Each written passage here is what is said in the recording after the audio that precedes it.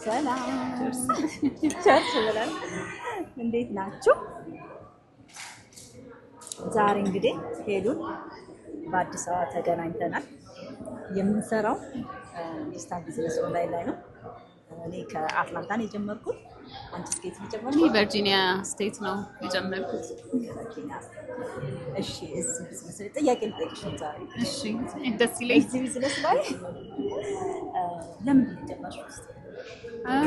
በጣም ጥሩ ጥያቄ ነው። እኔ እንግዲህ እንደምታውቂው አይኔ ከዛ ቨርጂኒያ ሙቭ ካደረኩ በኋላ ስራ ጀምሬ ከቤት ኦንላይን ከቤት ሰራለሁኝ። ኦልሬዲ ኖርማሊ ስራ አለኝ፣ ግን ከረጅም ጊዜ ህልም አለኝ እና እሱም ቢዝነስ መስራት ማለት ነው።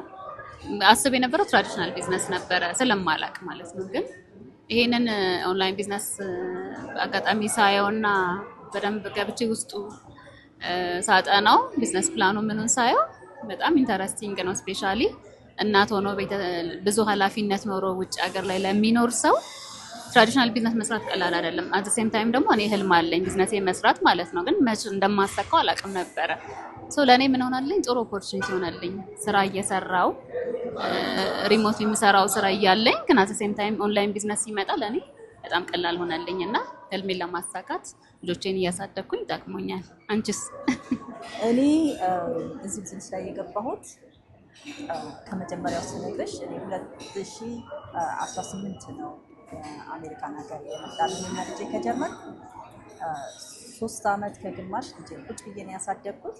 ከዛ መስራት ሳስብ ሁለታችንም አንድ ዴይኬር ነበረን እና ብዙም የመለያየቱ ነገር አልነበረን።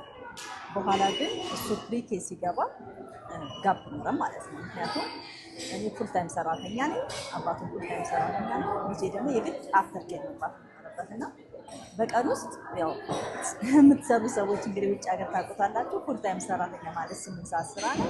መንገድ አለ፣ መምጣት አለ።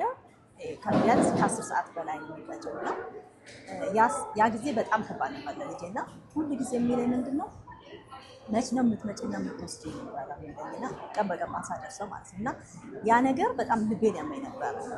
ግን ምን እንደማደርግ አላውቅም ነበረ። ለራሴም ለልጄም ቃል የገባሁት ነገር በሚቀጥለው ዓመት ኪንደርጋርተን ስትገባ አፍተር ኬር እንደማይገባ ቃል ገባሁ።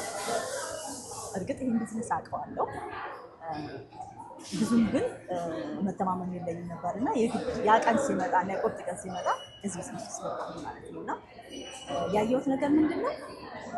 ብዙ ጊዜ አልፈጀብኝም፣ ብዙም ኤክስፒሪየንስ አልጠየቀኝም። ደግሞ ስራዬን እየሰራሁ መስራት የሚችልበት አፖርቹኒቲ ተፈጠረልኝ እና ሌላው እንደገና ልጆቻችንን አስተኝተን ራሱ መስራት የሚችለው ቢዝነስ መሆኑን በደንብ ተረድቻለሁ። ከዜሮ ጀምሮ ደግሞ ሰዎች እንዴት አድገው መስራት እንደሚችሉ ደግሞ በደንብ አድርጎ አስረዱኝ። በጣም ደስ ይላል። ስንት ጊዜ ሆነሽ? 2018 ነው ቢዝነስ ውስጥ የገባሁት 2023። አሁን ግን ኮች መሆኗን በዛም እንድታውቁ ለማለት ነው። አሁን በፊት ሜንቶር ነበርኩኝ። አሁን ደግሞ ኮች ሌቭል ላይ ደርሻለሁ። እንግዲህ እግዚአብሔር ደግሞ ይረዳኛልና ወደሚቀጥለው ስቴፕ ደግሞ ለመሄድ እየተንደረደርኩ ያለው። አመሰግናለሁ።